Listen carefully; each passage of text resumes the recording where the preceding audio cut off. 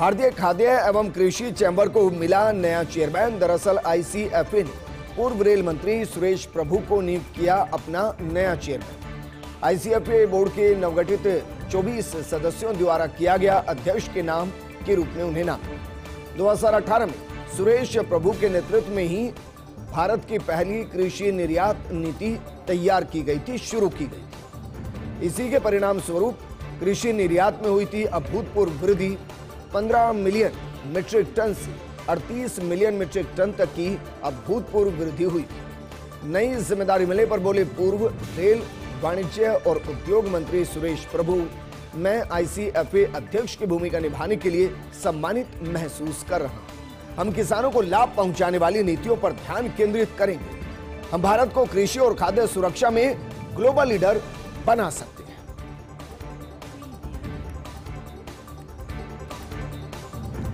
और बात करते हैं हिंदू मुस्लिम व्हाट्सएप ग्रुप विवाद में आईएएस अफसर निलंबित कर दिए गए। मामले में केरल सरकार ने आईएएस अधिकारी को निलंबित किया है। पिनाराई विजयन सरकार ने के गोपाल कृष्णन और एन प्रशांत को निलंबित कर दिया है। गोपाल कृष्णन को धर्म आधारित व्हाट्सएप ग्रुप बनाने पर किया गया है निलंबित, जबकि एन प्रशांत पर एक सीनियर आईएएस की आलोचना करने पर कार्रवाई की गई। सोशल मीडिया पर की गई थी सीनियर आईएएस अफसर की आलोचना और हिंदू मुस्लिम व्हाट्सएप ग्रुप विवाद में आईएएस अफसर निलंबित किए गए।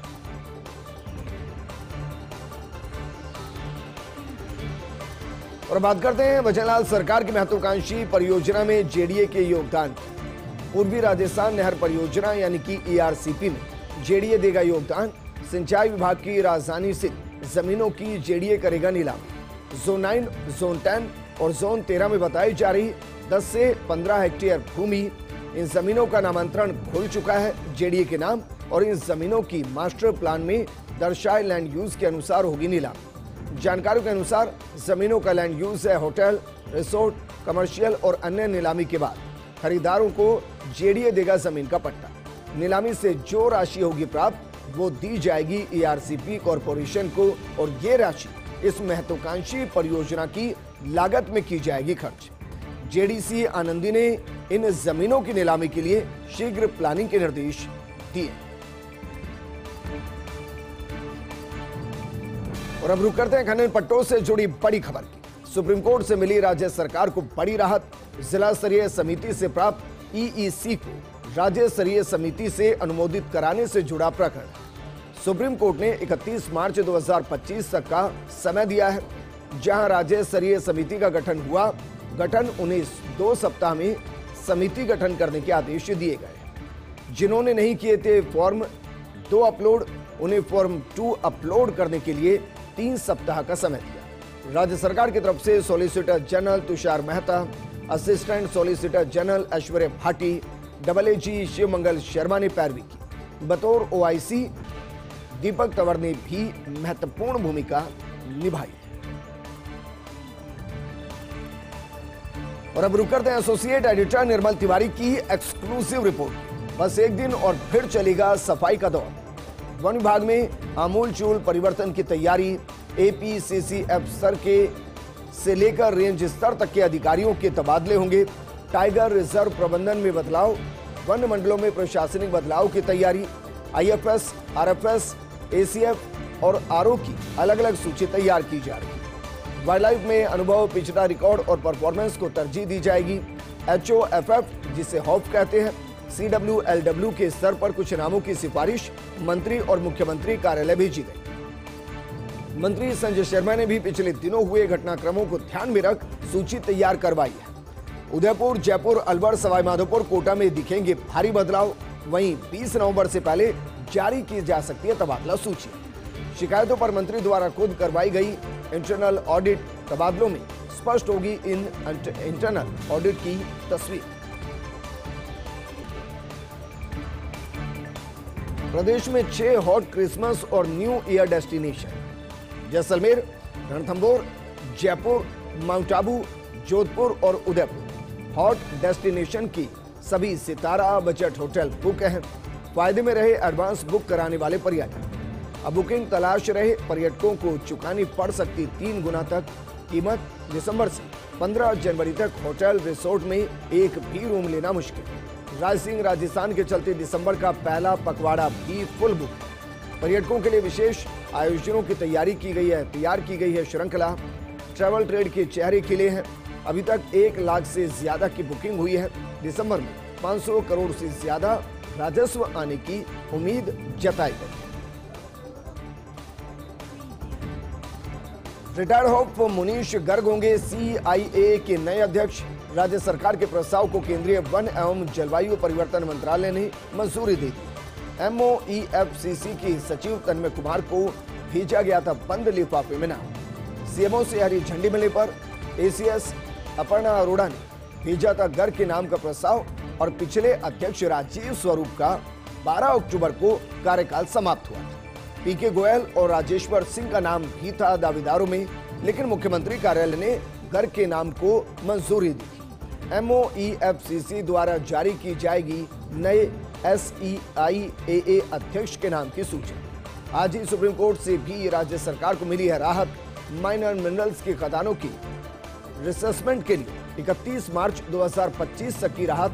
4.5 महीने में 21,000 से ज्यादा पर्यावरण मंजूरियों का रिसेसमेंट होगा बड़ी चुनौती। नए SEIAA अध्यक्ष के लिए हो गया बड़ी चुनौती।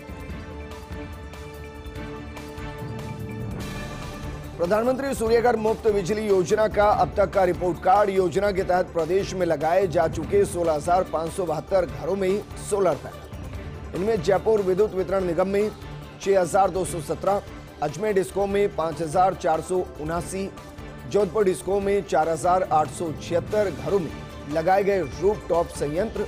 रूफटॉप सोलर के माध्यम से बिजली उपभोक्ताओं को सस्ती सुलभ ऊर्जा से जोड़ने के लिए शुरू की गई है PM सूर्यघर निःशुल्क बिजली योजना। योजना में अधिकतम 3 किलोवाट क्षमता की सौर ऊर्जा संयंत्र पर 78,000 रुपए तक का अनुदान दिया जा रहा है। तालछापर में काले हिरणों की आबादी कम करने के प्रयास और कई काले हिरणों को जसवंतगढ़ भेजेगा वन विभाग। दरअसल 7 वर्ग किलोमीटर के तालछापर अभ्यारण्य में 5,000 काले हिरण जसवंतगढ़ में विकसित किया गया है। हिरणों के लिए वन क्षेत्र। तालछापर से 10 किलोमीटर दूर जसवंतगढ़ भेजे जाएंगे कई हिरण। 2 महीनों में कई हिरणों को जसवंतगढ़ भेजने की तैयारी की जा रही है और तालछापर में काले हिरणों की संख्या ज्यादा होने से उसे अब कम करने के प्रयास किए जा रहे हैं। MP के मोरेना में लगेगा देश का पहला solar power storage plant. 3500 crore रुपए की लागत से 600 मेगावाट का स्टोरेज प्लांट लगेगा। अगले साल से काम शुरू होगा। 2027 में पूरा होगा निर्माण और 2027 में सोलर पावर स्टोरेज प्लांट शुरू होने की पूरी संभावना जताई गई है।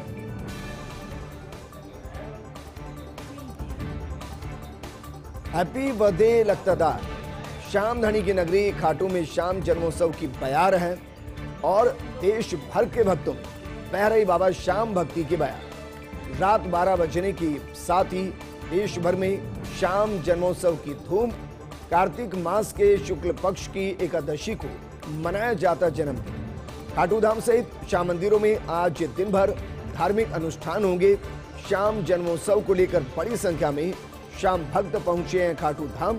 तोरण द्वार पर भोग के साथ ही भक्ति की मस्ती में मशगूल दिखे श्याम प्रेमी। धीरा से रिंगस से खाटू नगरी तक वाहनों पदयात्रियों की रेलम पेल नजर आएगी और श्याम जन्मोत्सव पर खाटू श्याम जी मंदिर में मनमोहक श्रृंगार किया गया है। कोलकाता के फूलों के कारीगरों ने मंदिर में तैयार की है अलग अलग डिजाइन।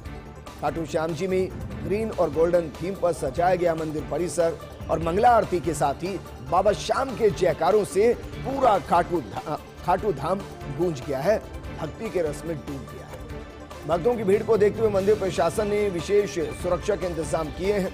श्रद्धालुओं ने तोरण द्वार पर बीती रात करीब 2 घंटे तक जमकर आतिशबाजी।